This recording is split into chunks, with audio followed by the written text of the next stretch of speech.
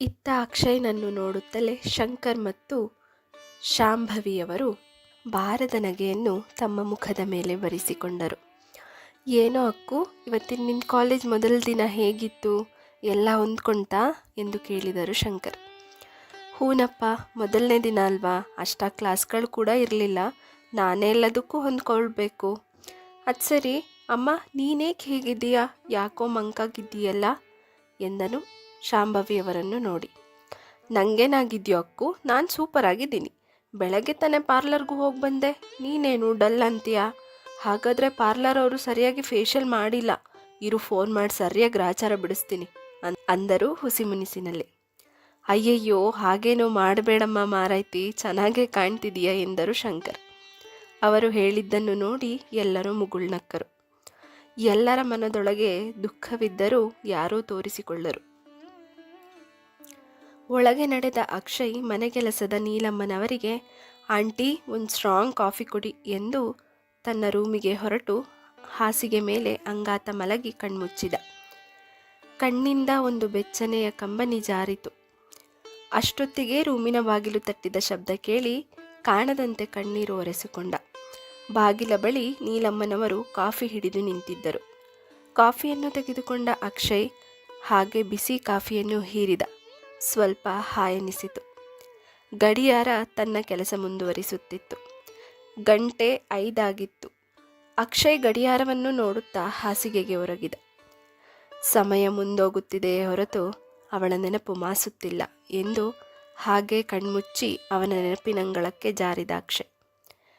ಅಕ್ಷಯ್ದು ಪುಟ್ಟ ಕುಟುಂಬ, ಒಬ್ಬನೇ ಮಗ.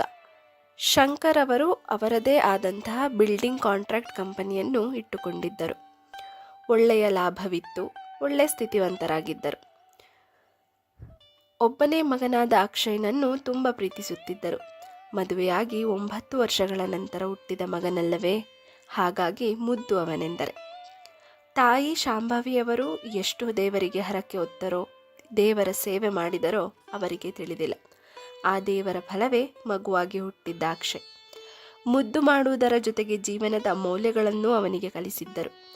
ಸಿರಿವಂತಿಕೆ ಇದ್ದರೂ ಬಡತನದ ಪಾಠವನ್ನು ತಿಳಿದು ಅವನು ರೂಢಿಸಿಕೊಂಡಿದ್ದ. ಶಿಸ್ತು ಕೂಡ ಅವನಲ್ಲಿತ್ತು. ಅದನ್ನು ಕಾಣುತ್ತಿದ್ದ ಅವನ ತಂದೆ ತಾಯಿಗಳು ಹೆಮ್ಮೆ ಪಡುತ್ತಿದ್ದರು. ಅಕ್ಷಯ್ ತನ್ನ ಪ್ರೌಢಶಿಕ್ಷಣದಲ್ಲಿ ಒಳ್ಳೆಯ ಅಂಕಗಳಿಂದ ತೇರ್ಗಡೆಯಾಗಿ PUCಗೆ ಸೇರಿದ್ದ. ಪ್ರತಿಷ್ಠಿತ ಕಾಲೇಜು ಆದ್ದರಿಂದ ಶ್ರೀಮಂತ ಮಕ್ಕಳೇ ಅಲ್ಲಿದ್ದರು. 3/4 ಭಾಗ ವಿದ್ಯಾರ್ಥಿಗಳೆಲ್ಲರೂ ಹಣದ ಮದ ತುಂಬಿರುವವರೇ.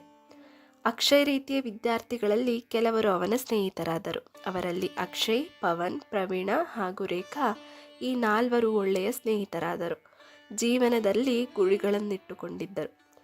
ಕಾಲೇಜು ಶುರುವಾಗಿ ತಿಂಗಳಾದ ನಂತರ ಒಂದು ದಿನ ತರಗತಿಯ ಒಳಗೆ ಪ್ರಾಧ್ಯಾಪಕರು ಒಂದು ಹುಡುಗಿಯನ್ನು ಒಳಗೆ ಕರೆದರು. ಅಂಜುತ್ತಲೇ ಒಳಗೆ ಬಂದಳು ಅವನಿ.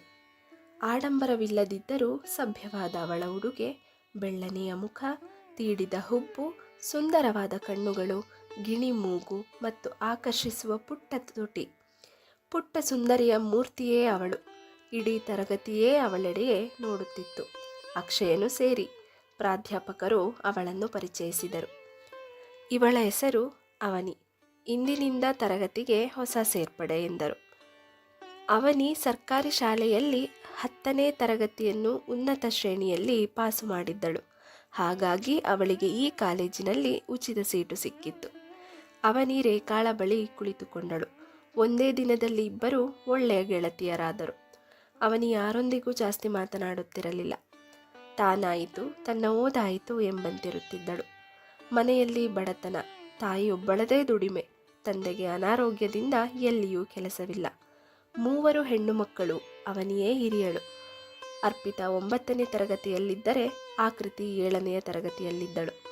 ಅವನಿಯ ತಾಯಿ ಶಾಂತಿ ಗಾರ್ಮೆಂಟ್ಸ್ನಲ್ಲಿ ಕೆಲಸ ಮಾಡುತ್ತಿದ್ದರು. ಅವನಿಯು ಇಂಜಿನಿಯರಿಂಗ್ ಓದಿ ಒಳ್ಳೆಯ ಕೆಲಸವನ್ನು ತೆಗೆದುಕೊಳ್ಳಬೇಕೆಂದಿದ್ದಳು. ಅವನಿಯು ರೇಖಾಳ ಜೊತೆ ಇದ್ದ ಕಾರಣ ಅಕ್ಷಯ್, ಪವನ್ ಮತ್ತು ಪ್ರವೀಣ ಕೂಡ ಒಳ್ಳೆಯ ಸ್ನೇಹಿತರಾದರು. ಒಟ್ಟಿಗೆ ಕಾಲೇಜು, ಲೈಬ್ರರಿ, ಕ್ಯಾಂಟೀನ್ಗಳಿಗೆ ಹೋಗುತ್ತಿದ್ದರು. ಅವನಿಗೆ ಅಕ್ಷಯ್ನಲ್ಲೇನೋ ಸೆಳೆತವಿತ್ತು, ಆದರವಳು ಬಾಯಿ ಬಿಟ್ಟಿರಲಿಲ್ಲ. ಅಕ್ಷಯ್ನು ಕೂಡ ಅವನಿಯನ್ನು ಜಾಸ್ತಿ ಕಾಳಜಿ ಮಾಡುತ್ತಿದ್ದ. ಯಾಕೆಂದು ಅಕ್ಷಯನಿಗೂ ತಿಳಿದಿರಲಿಲ್ಲ. ಅದಕ್ಕಾಗಿ ಗೆಳೆಯರೊಂದಿಗೆ ರೇಗಿಸಿಕೊಳ್ಳುತ್ತಿದ್ದ ಕೂಡ. ಹೀಗೆ ಮೊದಲ ವರ್ಷವನ್ನು ಮುಗಿಸಿ ದ್ವಿತೀಯ ಪಿಯುಸಿಗೆ ಸೇರ್ಪಡೆಗೊಂಡರು. ಕೊನೆಯ ವರ್ಷವಾದ್ದರಿಂದ ಎಲ್ಲರೂ ಶ್ರದ್ಧೆಯಿಂದ ಓದುತ್ತಿದ್ದರು. ಅವನಿಯನ್ನು ಬಿಟ್ಟು ಎಲ್ಲರ ಬಳಿಯೂ ಫೋನ್ ಇತ್ತು. ಅವನಿಗೆ ಅಕ್ಷಯನೇ ಒಂದು ಬೇಸಿಕ್ ಸೆಟ್ಟನ್ನು ಕೊಟ್ಟಿದ್ದ. ಕಾಲೇಜ್ನ ವಾರ್ಷಿಕೋತ್ಸವದ ಸಂದರ್ಭದಲ್ಲಿ ಅವನಿಯೂ ಕೂಡ ಭಾಗವಹಿಸಿದ್ದಳು. ಭರತನಾಟ್ಯವನ್ನು ಮಾಡಿದ್ದಳು. ಅದನ್ನು ಅವಳ ಶಾಲೆಯ ಶಿಕ್ಷಕಿಯ ಹಾಗೂ ರೇಖಾಳ ಸಹಾಯದಿಂದ ಕಲಿತಿದ್ದಳು. ಅಕ್ಷಯ ಅವತ್ತು ಅವಳನ್ನು ನೋಡಿ ಕಳೆದೇ ಹೋಗಿದ್ದ. ಅಂದೇ ಅವಳಿಗೆ ತನ್ನ ಪ್ರೀತಿಯನ್ನು ಹೇಳಿಕೊಂಡಿದ್ದ ಮತ್ತು ಈ ವಿಷಯವನ್ನು ರೇಖಾಳ ಬಳಿಯೂ ಹೇಳಿದ್ದ. ಅವನಿಯೂ ಸ್ವಲ್ಪ ಸಮಯವನ್ನು ತೆಗೆದುಕೊಂಡಳು. ಅಂತೂ ಕೊನೆಯ ಪರೀಕ್ಷೆಗಳು ಪ್ರಾರಂಭಗೊಂಡವು. ತಾವು ಕಲಿತಿದ್ದ ಎಲ್ಲವನ್ನೂ ಅಚ್ಚುಕಟ್ಟಾಗಿ ಬರೆದು ಮುಗಿಸಿದ್ದರು. ಅಂದು ಪರೀಕ್ಷೆಯ ಕೊನೆಯ ದಿನ. ಬರೆದು ಮುಗಿಸಿ ಬಂದರು. ಅಕ್ಷಯನಂತೂ ಈ ದಿನಕ್ಕೆ ಕಾಯುತ್ತಿದ್ದ. 5 ಸ್ನೇಹಿತರು ಕಾಲೇಜ್ ಕ್ಯಾಂಟೀನಲ್ಲಿ ಸೇರಿದ್ದರು. ಅದು ಇದು ಮಾತನಾಡುತ್ತಿದ್ದರು. ಅವನಿ, ಅಕ್ಷಯ್ ಹೇಳಿದ್ದನ್ನ ಏನು ಯೋಚನೆ ಮಾಡಿದೆ ಎಂದು ಕೇಳಿದಳು ಮೆಲ್ಲಗೆ ರೇಖಾ. ರೇಖಾ, ಅಕ್ಕು ಒಳ್ಳೆಯವನೇ, ಆದರೆ ಮನೆಯವರು ಒಪ್ಪುವರೋ ಇಲ್ವೋ ಗೊತ್ತಿಲ್ಲ ಕಣೆ, ನನಗೂ ಅವನು ಇಷ್ಟವೇ ಎಂದು ಪಿಸುಗುಟ್ಟಳು ನಾಚಿಕೆಯಿಂದ ಅವನಿ. ಅಕ್ಷಯ್ ಅವರಿಬ್ಬರನ್ನೇ ನೋಡುತ್ತಿದ್ದ. ಅವನಿ ತಲೆ ತಗ್ಗಿಸಿದ್ದಳು. ರೇಖಾ ಅಕ್ಷಯ್ನನ್ನು ನೋಡಿ ಕಣ್ಸನ್ನೆಯಲ್ಲಿ ಓಕೆ ಎಂದು ಅಂದಳು. ಜೊತೆಗೆ, ಲೋ ಪವಿ, ನಾನೇನೋ ನಿಮ್ಗೆ ಹೇಳಬೇಕು, ಪ್ಲೀಸ್ ಸ್ವಲ್ಪ ಕ್ಲಾಸ್ ಹತ್ರ ಹೋಗಿ ಬರೋಣ ಬಂದ್ರೋ ಎಂದಳು. ಅದಕ್ಕೆ ಪ್ರವೀಣ, ಅಲ್ವೇ, ನಾವಿಬ್ಬರೇ ಯಾಕಬೇಕು, ಎಲ್ಲರೂ ಹೋಗೋಣ ಅಂದನು. ಅದಕ್ಕೆ ರೇಖಾ, ದಡ್ಡ ಇವನು ಎಂದುಕೊಂಡಳು ಮನಸ್ಸಿನಲ್ಲಿ. ಈಗೇನು ಈ ಇಂಪಾರ್ಟೆಂಟ್ ವಿಷಯ ನಿಮಗೆ ಬೇಕೋ ಬೇಡವೋ, ಅಲ್ಲಿ ಮೋನಿಕಾ ಹತ್ರ ಮಾತಾಡಬೇಕಿತ್ತು ಅದಕ್ಕೆ ಎಂದಳು. ಮೋನಿಕಾ ಹೆಸರನ್ನು ಕೇಳುತ್ತಿದ್ದಂತೆ ಇಬ್ಬರ ಮುಖ ಹರಳಿತು. ಆಯ್ತು, ಬರ್ತೀವಿ ನಡಿ ಎಂದರು ಇಬ್ಬರು. ಆಹಾ, ಕಳ್ಳರು ಎಂದುಕೊಂಡಳು ಮನಸ್ಸಿನಲ್ಲಿ. ಮೂವರು ಹೊರಟರು. ಈಗ ಅಲ್ಲಿ ಉಳಿದದ್ದು ಅವನಿ ಹಾಗೂ ಅಕ್ಷಯ್ ಇಬ್ಬರೇ. ಅದೇಕೋ ಇಂದು ಸ್ನೇಹಿತರಾಗಿದ್ದರೂ ಅಪರಿಚಿತರಂತೆ ಮಾತನಾಡಲು ಹಿಂಜರಿಯುತ್ತಿದ್ದರು. ಕೊನೆಗೆ ಅಕ್ಷಯನೇ, ಅವನಿ, ನಾನು ಕೇಳಿದ ಪ್ರಶ್ನೆಗೆ ನಿನ್ನ ಉತ್ತರವಿನ್ನೂ ಬಂದಿಲ್ಲ ಎಂದನು. ಹಾಗಲ್ಲ ಅಕ್ಕು, ಮನೆಯವರೆಲ್ಲ ಒಪ್ಪುವರೆ ಅನ್ನುವ ಭಯವಿದೆ ನನಗೆ ಎಂದಳು ಅವನಿ. ಅದರ ಬಗ್ಗೆ ಚಿಂತೆ ಬೇಡ, ನಾವಿನ್ನೂ ಓದುತ್ತಿದ್ದೀವಿ. ಓದಿ ಒಳ್ಳೆಯ ಕೆಲಸ ತಗೊಂಡು ನಮ್ಮ ಕಾಲ ಮೇಲೆ ನಾವು ನಿಂತಾಗ ಮನೆಯವರು ಖಂಡಿತ ಒಪ್ತಾರೆ ಎಂದನು ಅಕ್ಷಯ್. ಅವನಿ ಸ್ವಲ್ಪ ಹಗುರಾದಳು. ಈಗಲಾದರೂ ಒಪ್ಪವಯ್ಯ ಎಂದು ಭರವಸೆಯ ಕಣ್ಣುಗಳಿಂದ ಅವನಿಯೆಡೆಗೆ ನೋಡಿದನು. ಹೌದೆಂದು ನಾಚಿಕೆಯಿಂದ ತಲೆಯಾಡಿಸಿದಳು ಅವನಿ. ಅಕ್ಷಯನಿಗಂತೂ ಆಕಾಶವೇ ಸಿಕ್ಕಷ್ಟು ಆನಂದ. ಮೊದಲ ಪ್ರೀತಿಯೇ ಹಾಗೆ ಅಲ್ವಾ? ಎಲ್ಲವೂ ಸಿಕ್ಕಷ್ಟು ಆನಂದ, ಅದರ ಮುಂದೆ ಎಲ್ಲವೂ ಗೌಣವಾಗಿ ಬಿಡುತ್ತದೆ. ಆದರೆ ಅದು ಸುಳ್ಳಾದಾಗ ಅದರ ನೋವು ತಡೆಯುವ ಶಕ್ತಿ ಎಲ್ಲರಲ್ಲಿಯೂ ಇರುವುದಿಲ್ಲ. ಅಕ್ಷಯನಿಗೂ ಅದು ಅನುಭವವಾಗುವ ಸನ್ನಿವೇಶ ಬರುತ್ತದೆಂದು ಅವನು ಯಾವತ್ತೂ ಎಣಿಸಿರಲಿಲ್ಲ.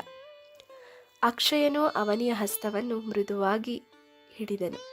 ಆ ಹಿಡಿತದಲ್ಲಿ ನಾನಿದ್ದೇನೆಂಬ ಭರವಸೆ ಇತ್ತು. ಇಬ್ಬರೂ ಒಬ್ಬರನ್ನೊಬ್ಬರು ನೋಡುತ್ತಲೇ ಇದ್ದರು. ಅಷ್ಟರಲ್ಲಿ ಉಳಿದ ಸ್ನೇಹಿತರು ಬಂದು ಇವರನ್ನು ಕೂಡಿಕೊಂಡರು. ಎಲ್ಲರಿಗೂ ಇವರಿಬ್ಬರೂ ಇಷ್ಟಪಡುವ ವಿಷಯ ಗೊತ್ತಾಯಿತು.